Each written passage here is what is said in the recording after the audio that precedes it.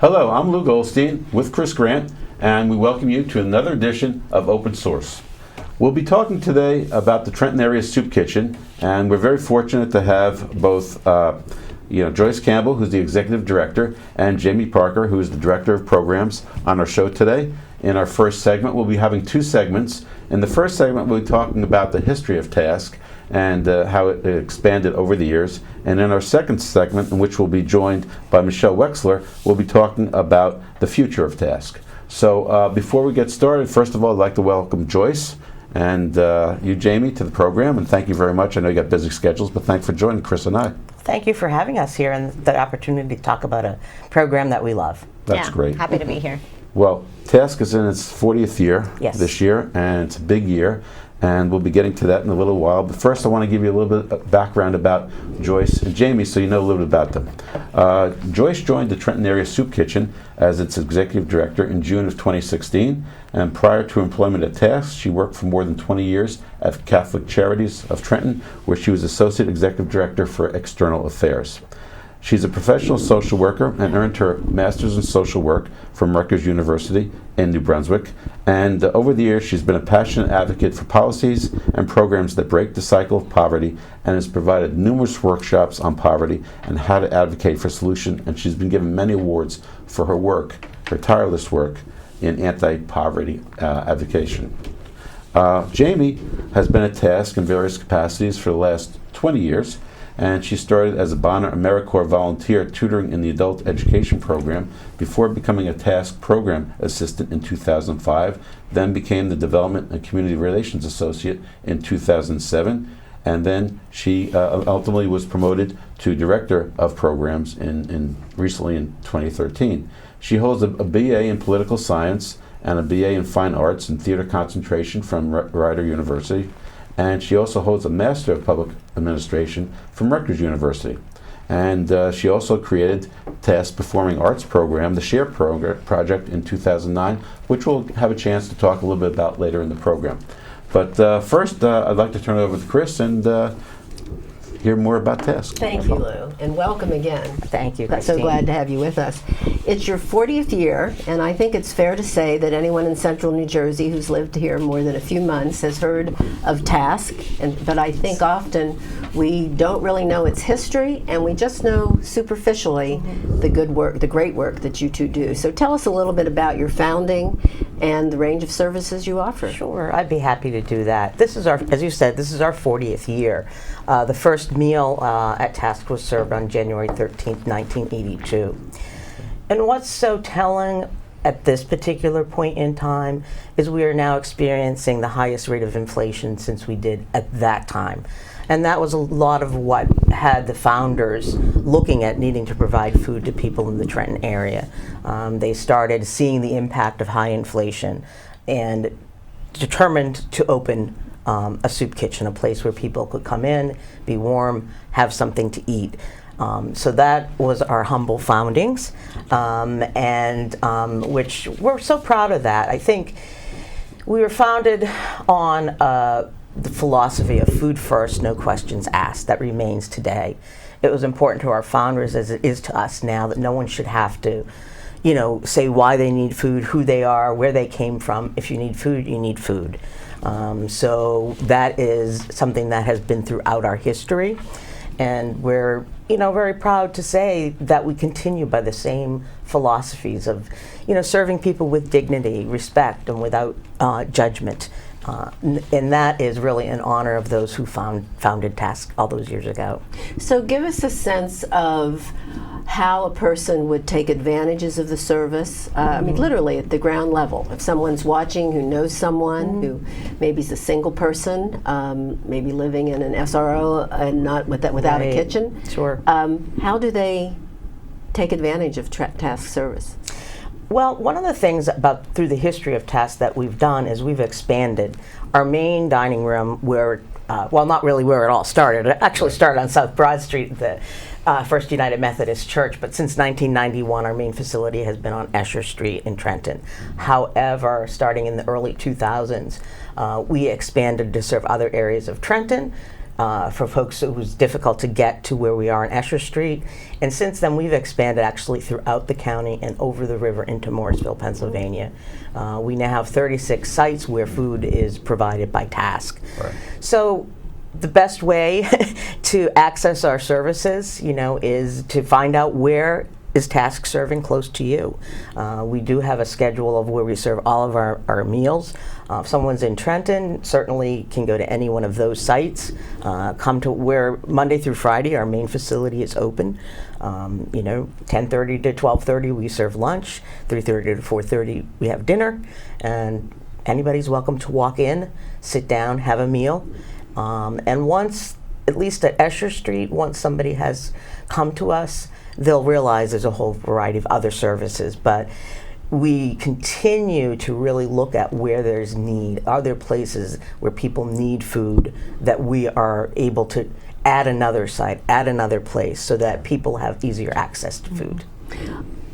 Charge for any charges to the individuals coming in for No, services? never, not for Important anything. for people to know, and they should feel welcome and comfortable once they access that. Yes. Yeah, I think one of the things that's really important, about Task when we talk about no charge is also there's really no eligibility.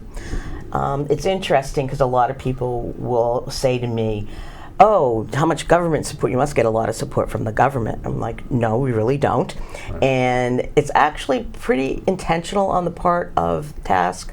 Our concern with government dollars is that our patrons get what they need, whether it be food stamps, subsidized housing. That's where we're concerned that the government works. We are very fortunate to have a lot of private funds, so we don't have eligibility. You don't have to, you say, I need case management. I want to participate in the arts program. Whatever it is that somebody needs, we're able to do. I always tell donors, those who are shocked about the government part, that their dollars are so important because they help us fill gaps. Yesterday, we had one of our staff in our job program had ordered pants for a patron who had just gotten a job. But they were too small, so there we go. We're going to go back and exchange the size. But those are private dollars that give somebody that last piece of something that you and I would take for granted. Mm-hmm. And the dignity of going to a new job. Absolutely. In clean clothes. And yep. Fitting clothes. Very important. Yeah. So we here at Central New Jersey TV we're really very proactively working throughout Central New Jersey. And you mentioned some of your sites. You can go to your website to find out exactly where. But your philosophy of looking at this from Central New Jersey, and what does that mean for you? Because do you have food sites, or how do you relate, and with whom do you relate as you broaden your impact? Yeah. I think it's two things. One, we can go broader. We have gone over the river into Morrisville, particularly because we knew people had walked to us. On the other hand, we don't want to go so broadly that we're duplicating services. I think, though, in the Central New Jersey area, what's really important is that, like you had said at the beginning, we're known. We have a successful model of what we're doing. Can we always do more? Yes. But I think the things that Task stands for are known very well. And if there is a need, somebody were to come to us, outside of the Mercer County area, yes, we would listen, we would consider it. We always sit down and consider anyone who says, but we're also sensitive to other nonprofits whose mission may be similar to ours in other areas. But I think the biggest thing I can say there is we are open to partnerships and to serving where there's need. So if people are interested in becoming involved, obviously donations are always welcome, I'm sure. But in addition to that, how could someone get involved, and what kind of work would they do for you, with you? There's some volunteer opportunities. You can help serve food in our dining room. You can help prepare food. You can help bag items. So some of the things we do beyond food is, like, for instance, we give out hygiene kits, socks, hats, gloves, scarves in the wintertime, coats, like all of the items that people kind of need to survive. We distribute those, and so there's a lot of local schools or churches or organizations that will make hygiene kits for us and deliver them, or they'll do a sock drive and they'll collect socks and they'll donate them. So that's another way to kind of support.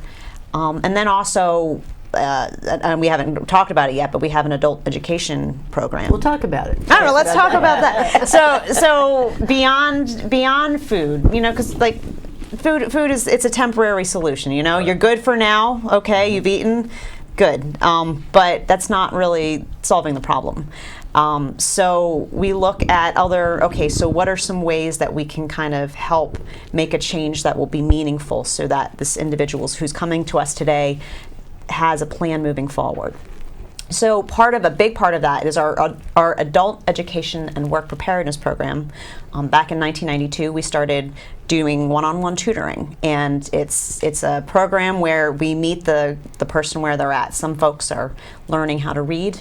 Other folks are trying to prepare to pass the high school equivalency test. So we're always looking for tutors that can come and work one-on-one with folks. During COVID, we actually started a hybrid model. So now that things are kind of starting to calm down, we're being back in person, but then we still are maintaining the online option.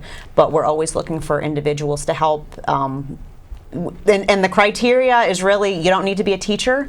You need to be patient. Mm-hmm. It's helpful if you have your high school diploma, because you know the material. Mm-hmm. And that's really it. So how do they reach task and say, I want to volunteer? I think, so the best way would be if you have internet access, if you go to our website, www.trentonsoupkitchen.org.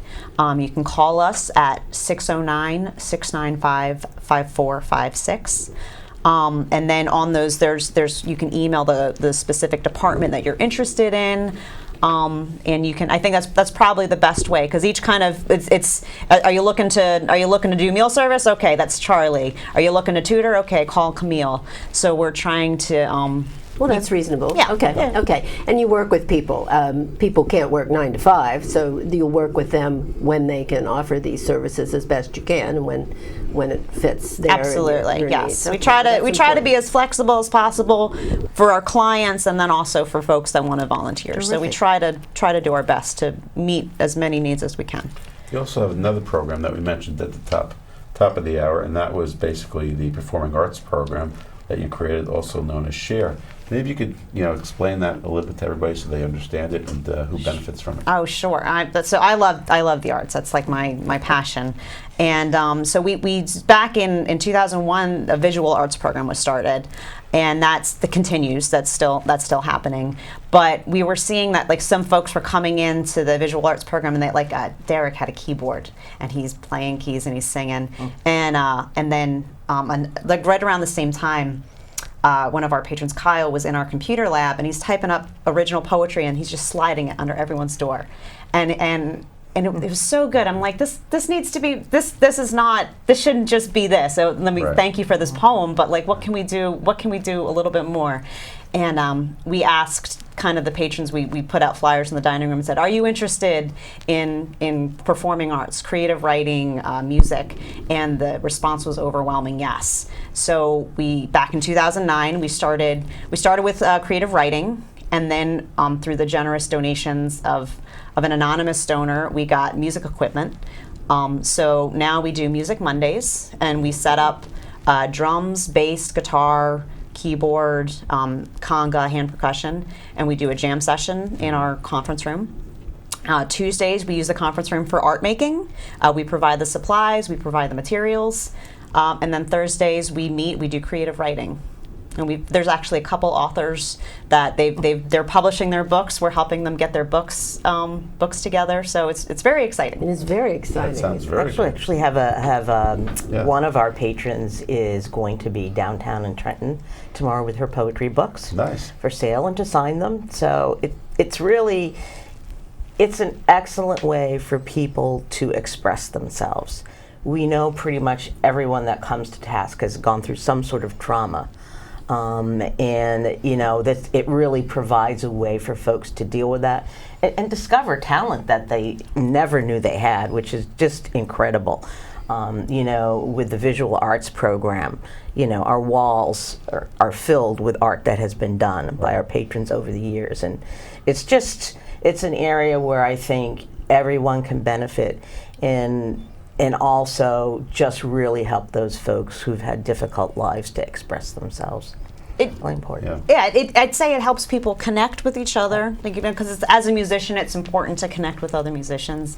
And one of to me, it's like, especially with the creative writers and the stuff where they're transmitting these emotions, and what I always tell them, I'm like, listen, the work you're doing is brave, and you're letting others know that they're not alone. Yep. Very good point. I realized at the top of the show, in describing TASC generally, we skipped over the figures about, I'm sure people usually ask, how many people do you serve? But I think that's important, and also a feeling of how long people stay with you, and what you've seen in these 40 years. Jaime, you've been involved for quite a few years, as has Joyce. But give me a flavor of the number of meals, because I don't think people realize how many meals are sent out to be used, to be administered at other places. Yeah. Well, we're actually going to hit our 6 million mark this summer for the meals that have been served. And to say how many people is really difficult. Yeah. Because we do have folks that come frequently, particularly at our main facility. There are folks who've been coming for years, who come 5 days a week, come for both meals, that have seen a lot of the changes that have taken place. And I think one of the important things that we try to do, and Jamie is very involved with this piece, is making sure that what we're providing and what we're changing is welcomed by those we're serving. Right. So that's an important piece. We generally right now are making about 8,000 meals a week, making and distributing them to all of our sites. And the numbers of people, again, really difficult to tell. It has grown. The number of meals has grown 70% since COVID. So it's a lot of volume. Is it still staying up there at this point? It's still staying up there, the need, not as high as it was at the height of the pandemic, but we're very concerned about inflation. That is really, really impacting the people we serve. We're all feeling it, but for folks on a lower income, of course, it's a much larger percentage of their budget. We're also very concerned that some of the COVID-related benefits that people have been receiving, for example, getting maximum amounts of SNAP, which previously the food stamp program, that once the federal government determines there's no longer basically a health emergency, which could come as soon as the middle of July, that money in food stamp benefits will be lost. And we know it's proven that these increased amounts have brought people out of poverty or lifted them over the pretty paltry federal poverty level. Right. So there are things I think they're important for people to know about too, and that's something that we're challenged. But I think, and Jamie might be able to speak, she would be able to speak better to this than I, that over the years, one of the things that TASC has done is always continued to try to respond to what is going on, try to be a little bit ahead of what's happening, so that we can meet the needs of the people that we're serving. So what is the mood today in Trenton, with Trenton specifically and more generally in this area? How do you see it? The what? The mood of both those whom you serve and just the broader feel of the area. I mean, there's always a lot of anxiety. There's always, but that's kind of a constant in the lives of the folks that come to us. And I wanted to make a comment too, because we do there's kind of different groups of folks that come to us. Yeah. We see some folks that come very temporarily. They lose their job, they come to us, they get their meals, and I didn't even talk about the work preparedness program. We help people get jobs, and then after that, a lot of times we don't see them anymore. Sometimes, this is one of my favorite exceptions, we've got a couple musicians who have gotten jobs, and then they intentionally schedule their work schedule so they can continue to come to music practice. So that makes it just sends me, I'm so happy. And then the folks that come to us over more course of years, those are the individuals where our case management team they'll work to. There's certain individuals for whom like employment is not really it's not really appropriate. We got a lot of folks with disabilities, and for them to have a job that is going to pay them enough to sustain like market rate rent is not really realistic. So we help folks apply for the benefits that they are eligible for. So we'll get them connected to Social Security. We've got a fair amount of like seniors that like get them connected to their benefits so that they can have some stability. And it's typically those folks that start receiving benefits that we see every day over the course of many years. Right. But then in terms of mood, a lot of anxiety. But at the same time, I think one of the parts that I love so much about the people we serve is their strength and resilience. It's a crowd that has a lot of resilience and a lot of strength, and they've weathered incredible storms. It's a positivity. Sometimes we'll have people, like I'll talk to somebody who I know is going through a very hard time. I say, "How you doing?" He said, "Well, I woke up this morning, so I'm blessed." And it's that positive attitude that I think is so important for survival. But there's definitely, it's a time where there's a lot of uncertainty, and I will say that the pandemic, the shift towards doing everything virtually, and towards needing a smartphone. Nowadays, you can't even go to a restaurant and look at a menu without a smartphone because they want you to scan the code and look on your phone. If you don't have a working smartphone, you can't see the menu. The digital divide is very real, and many of the people that we see struggle with access to internet, access to devices, and then knowledge of how to use those. So I was going to ask you, do clients, patrons, can they access the computer when they come to? Oh yes, absolutely. Yeah, yeah. So we have a computer lab that is open. It's open to the public. People can come. They can use it. They can use the internet. They can take a course. We have our fantastic computer IT specialist, Carolyn, will help. She'll work one-on-one with people, or she also teaches classes to try to get people to bridge that gap. And one of the things that when we started doing the remote learning for the adult education program is Task provided the laptop. For some folks, if they need help connecting to the internet, we'll get them connected. So we kind of had to jump over multiple barriers to really try to connect folks. But even so, it's a struggle. So it's frustrating when I see so much of the world saying, "Oh no, this is the new norm. We're just going to be online. Oh, you can click that link and get the information." Exactly. There's so many people where if you tell them to click a link, you're just pretty much telling them to go, "Oh, see you later." The other assumption, and just to switch gears briefly, is the assumption that, Task has been here for 40 years. It's found a formula to raise money, but just give the viewers a sense of how much you need to raise every year just to keep delivering these thousands of meals and all the other services. Well, we are fortunate to have a community that really supports us. And right now, our current budget is $4.2 million. And that's to provide all the services that we provide throughout the county, all of the meal sites, and to try to also stay up with the things that we need to have to help people move forward, sort of the infrastructure, so to speak, it's critical. But that's generally speaking what the budget is now, and we have some extremely generous donors. And we have very loyal donors. We have many. We have over 20,000 in our database, and we have people I know because I can see who have been giving us money, and it doesn't matter how much. They've been loyal for almost all the years. Our database only goes back to 1998. So I know some of the folks in there have been giving prior to that. Right. But it's just, and I say community, I think that's a really important word for Task all around. Jaime talked about the arts and other programs. It's the sense of community that people feel. And we also hear that from our other community meal sites, because we recently met with a bunch of coordinators of those sites, and we all agreed that the biggest loss of COVID wasn't the food, it was the community that people felt sitting down, Right. you know, with each other. And it's the community that supports that. And it just, in many ways, doesn't get better than that, you know. Right.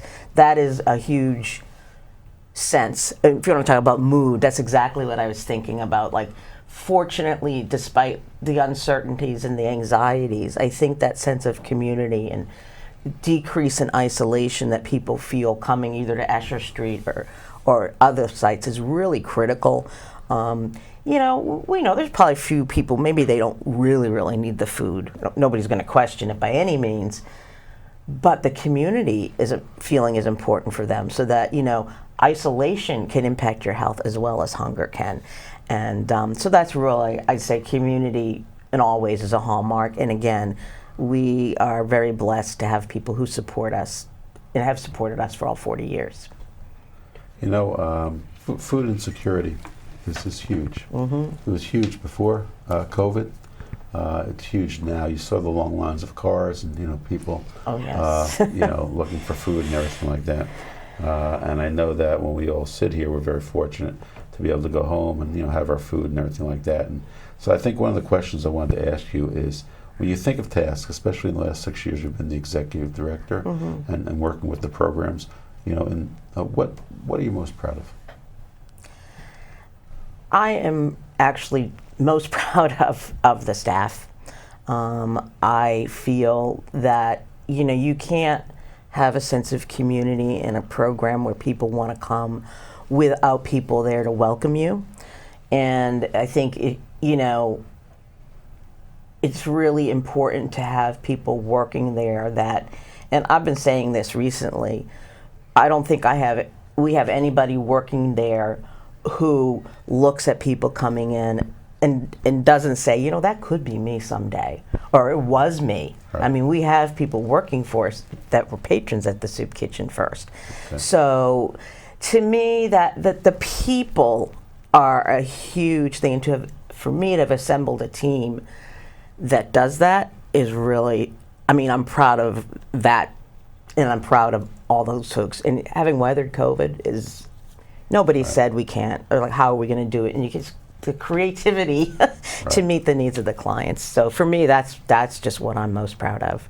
Okay, well, that's great. Yeah. Well, thank you very much. The time went fast, but Joyce Campbell and Jaime Parker, thank you so much for being on the show. Chris and I appreciate it very much, and we look forward to doing part 2 of a segment on Task, which is celebrating its 40th anniversary with Michelle Wexler and Joyce coming up. So until next time, Chris Grant and Lou Goldstein say thank you for watching. And remember, if you are sitting at home and you want to know what to do in this instance, either volunteer at Task or write a check to Task, because you know you're very fortunate that you are food secure. So please help those who are food insecure and need your assistance. Thank you very much, and have a good night.